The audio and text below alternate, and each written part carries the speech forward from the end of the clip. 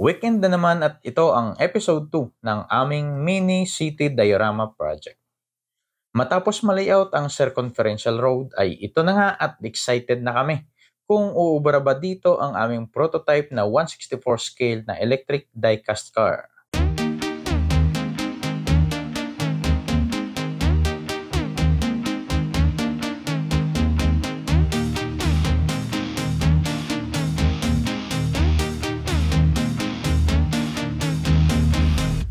Para sa mga magtatanong, itong electric car na umiikot sa ngayon dito sa city ay DIY din yan.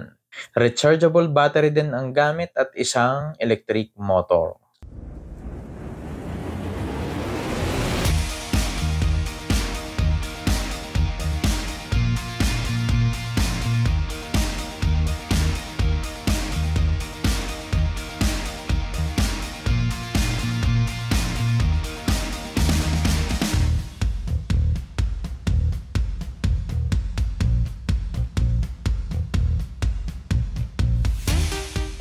Pagdating dito sa road design na ginawa ko, so far, walang aberya sa mga kurbada o palikong lugar. Sa mga straight na daanan ay napaka-smooth ang takbo nito. At soon, madadagdagan pa ang mga electric cars na yan.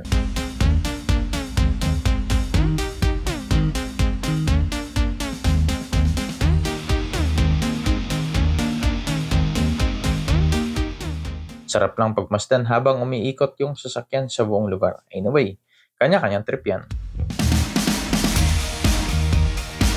Sa episode na ito ay nakafocus ako sa pag-coating ng mismong road or daanan ng mga sasakyan. Merong iba na gumagamit ng skim coat. Pero, grout ang gagamitin ko dito para sa natural coloring na gusto ko sa kalsada. Spatula lang ang malakas sa ganitong coating works. Sana nga lang magmukhang kalsada nga ito kapag matapos.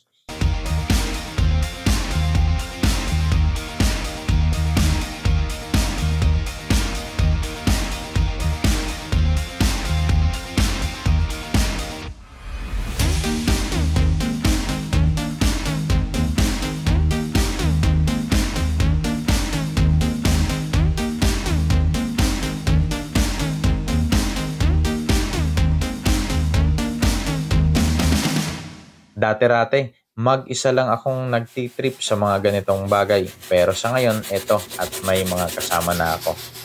Matapos ang coating, sanding naman at repairing ng ibang road area ang next task namin.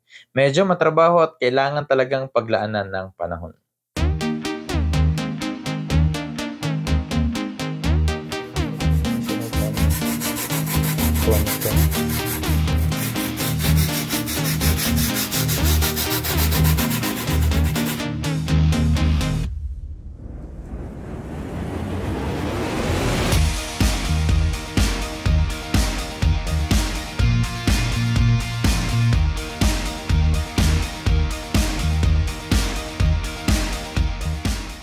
At ito ang progress ng aming mini city diorama project at abangan pa ang mga susunod na development nito.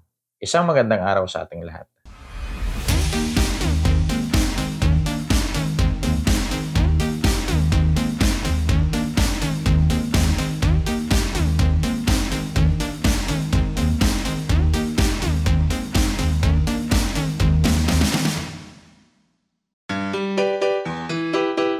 AVG Solutions.